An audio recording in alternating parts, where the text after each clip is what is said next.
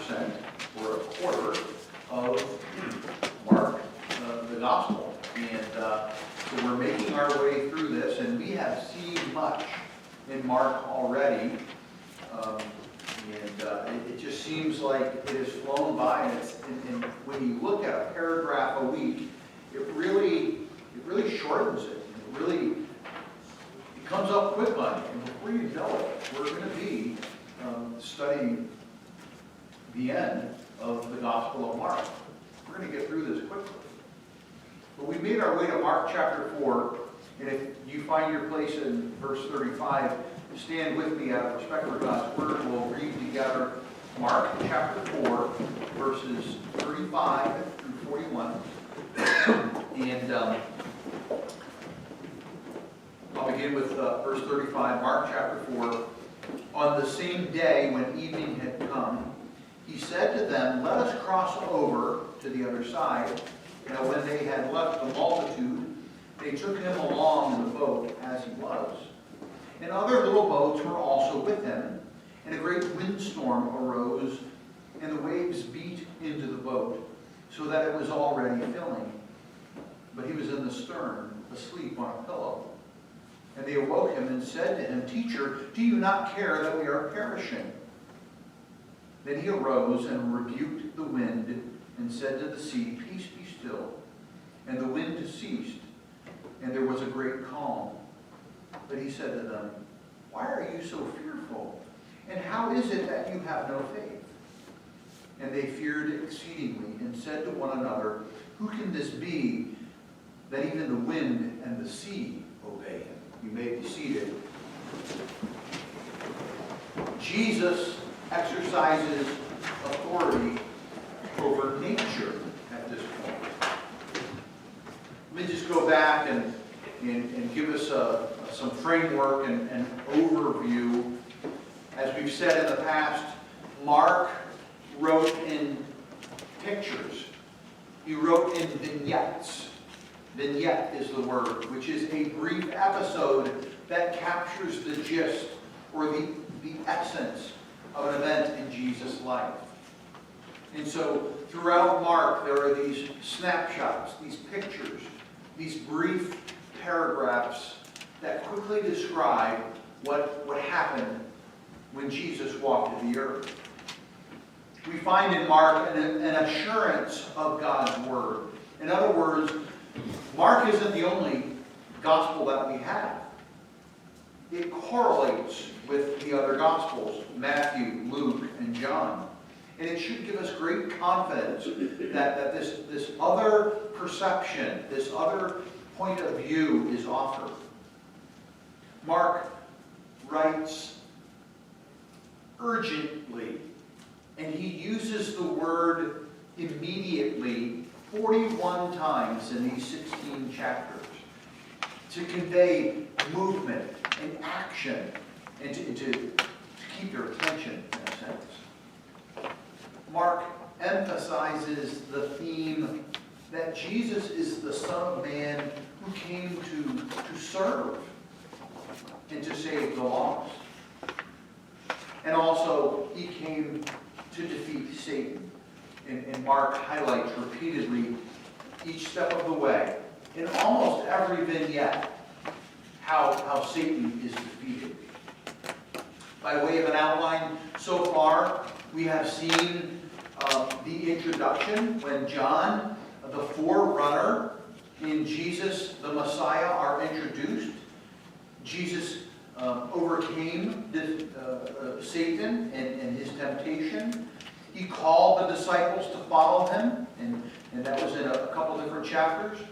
Jesus has already healed many, casting out demons to authenticate his message. And he confronted the national Jewish leadership claiming to be the Messiah, offering himself as Messiah. He taught the good news using parables so that the disciples would understand, they would remember. Now, he exercises authority over the natural world. Jesus has authority even over creation. And I put up on the screen just a really important paragraph that Paul wrote to the church in Colossae. In Colossians chapter 1, just follow along as I read this. And I want us to remember this. As we see Jesus calm the storm, in Colossians chapter 1, Paul wrote this. He is, speaking of Jesus, the image of the invisible God, the firstborn over all creation. For by him all things were created that are in heaven and that are on the earth, visible and invisible, whether thrones or dominions or principalities or powers. All things were created through him and for him. And he is before all things, and in him all things consist. And he is the head of the body, the church, who is the beginning, the firstborn from the dead, and that in all things he may have the preeminence. For it pleased the Father that in him all the fullness should dwell, and by him to reconcile all things to himself, by him, whether things on earth or things in heaven, having made peace through the blood of his cross. Now, reading that, and then seeing how Jesus spoke a word and calmed a windstorm, it's no big deal, is it? He is the creator. He is the sustainer. In him, the fullness of God dwelled. He is the second person of the Trinity. In him, everything consists. He is preeminent over all creation. He was there, hovering over the waters, when God spoke the world into existence. And so he calmed a windstorm. You see, if you take it, if you understand who Jesus is, yes, this is miraculous, but it's really no big deal because he is God, and he can do that. In reality, what occurs in this paragraph is no big deal because he is God. Jesus, God, created everything out of thin air, and he keeps it turning. Not only did he create everything, but he sustains everything. For Jesus, authority over nature was a given. So what really happened in this vignette? What really happened in verses 35 through 41? Well, it's a teaching moment. What really happened is this. There was the appearance of what was happening, and there was the reality of what was happening. And I want you to follow along as I look at Mark chapter 4, and let's start with verses 35 through 38. It's this appearance of the natural world. Now, new research indicates that the average person makes 122 informed decisions every day. An informed decision: what to cook, when to leave, what vehicle to take, what route to choose, what restaurant to eat at, what doctor to see, where to shop for groceries, where to get gas, when to go on a bike ride, where to camp. These are all informed decisions. And this research says that we all make about 122 of those per day, depending on how busy you are. Now, at first look, it would seem that Jesus made an error in judgment by trying to cross this lake when he did. He should have known better, right? Not really. You see, the geographic location of the Sea of Galilee makes it particularly susceptible to sudden and violent storms. It is situated in a basin. It's in a low area, surrounded by mountains. And though at night and early in the morning the sea is usually calm, when storms come at those times, they are much more treacherous. And I've talked to people that have been there, and the Sea of Galilee, it's just like any other sea. But when there are mountains that surround it, particularly on the west, and it's high. It's like high ground. And when the cold air funnels down and comes down over those mountains, and the temperature changes, squalls come up. There's a temperature change, and so the wind changes. And so it is known for these violent storms that come out of nowhere. One geographer noted, the atmosphere for the most part hangs still and heavy on Galilee, but the cold currents as they pass from the west are sucked down in a vortex of wind. Then arise those sudden storms for which the region is notorious. And the weather was the same then as it was now. Now look at some of the detail that Mark provides. He provides a lot of detail about this trip across the lake. He says it was on the same day when evening had come. He provides the time of day. Jesus had just finished teaching, and it was evening. The time of day is given. They took him along in the boat as he was. In other words, without a break. He's done teaching. Without a break, he sets off in the boat. And the other little boats were also with him. This minor detail of other boats tagging along, perhaps as eyewitnesses to what was about to occur. A great windstorm arose. In other words, Mark is saying it was sudden. The Sea of Galilee was calm, and suddenly there was a storm. The waves beat into the boat. He's saying it's serious. This was a serious windstorm. As a matter of fact, it was already filling. The perilous possibility of sinking was presented. Where was Jesus? He was in the stern. The position of Jesus, even that detail is given. Well, what was Jesus doing? He was asleep on a pillow or on a cushion. The condition of Jesus is given. And the disciples' words, we are perishing. The terror of the disciples is put on display. These were, as you recall, they were seasoned fishermen. These guys, many of them had been on the lake all their lives, and they even were terrorized. The point of the detail of the way things appeared is this.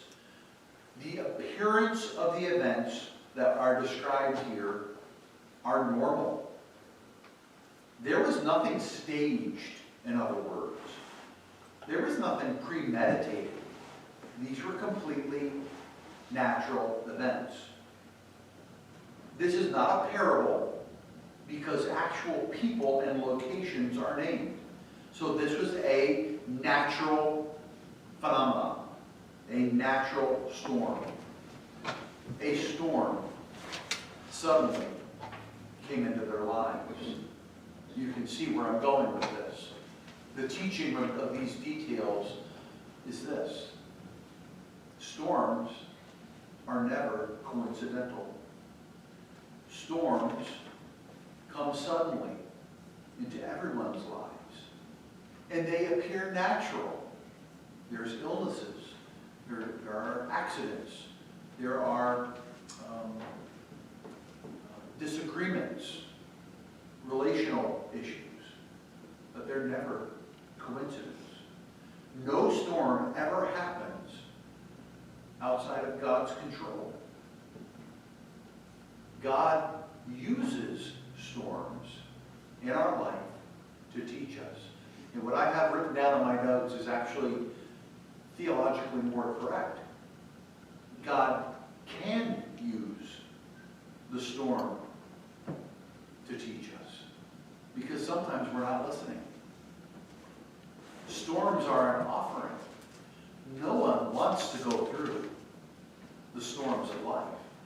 We would all much rather have that peaceful, calm sea of glass to sail against. But that doesn't happen.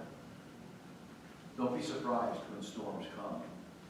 The appearance of the natural world was what was happening when Jesus sailed across that Sea of Galilee. But look at the authority over the natural world in verses 39 through 41. When the disciples woke him up, he arose and rebuked the wind and said to the sea, "Peace, be still." And the wind ceased, and there was a great calm. But he said to them, "Why are you so fearful? How is it that you have no faith?" And they feared exceedingly and said to one another, "Who can this be that even the wind and the sea obey him?" To these men who are only seeing with their physical eyes, the storm seemed devastating. Remember their question? Do you not care that we are perishing? The disciples were seeing their world and their teacher with physical eyes only. We ask questions like that. Am I the only one that has to go through these things? Like the hymn that we sang, does Jesus care? No one cares. We say lies to ourselves like that. As God had spoken the world into existence, here he speaks calm into the wind. There is no way that this storm could have been contrived. In other words, Jesus didn't cause the wind. It was just a natural event that happened. Jesus is demonstrating a new authority. He could heal the sick. We've seen that before. He could rebuke those who were demon-possessed. We've seen that already in Mark. He could teach the masses. We've seen that. Now, he has authority over nature. Jesus does care. The disciples had been terrified of drowning in this violent storm. Jesus asked them two questions. Why are you so fearful? The disciples were afraid. How is it that you have no faith? That must have hurt. That's a hard question to ask. And Jesus pulls no punches. How is it that you have no faith? The disciples did lack faith. We get why they were afraid. People drown all the time, and the disciples knew the fury of the whole. But how could the disciples have had faith enough to know that Jesus could save them from even this? The storm is unprecedented. It hadn't happened yet. There had been no situation quite like this. The point of the storm is this.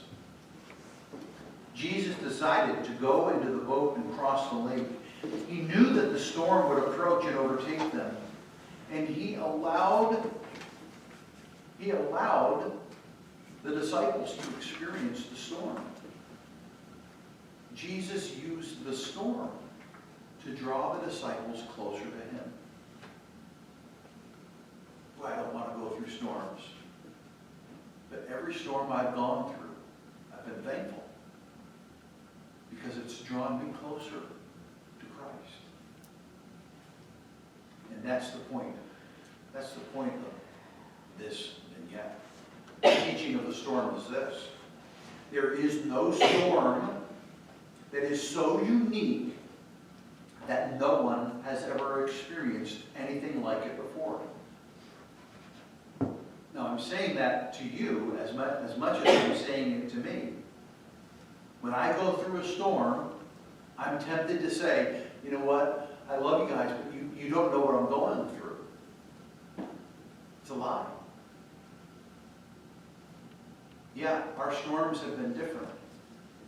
But people have gone through storms that are very similar to the storm that I've been through.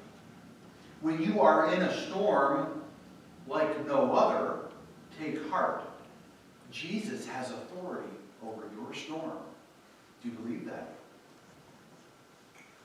He does. There is no storm that God cannot remove you from. There is no storm that God cannot see you through, because both happen.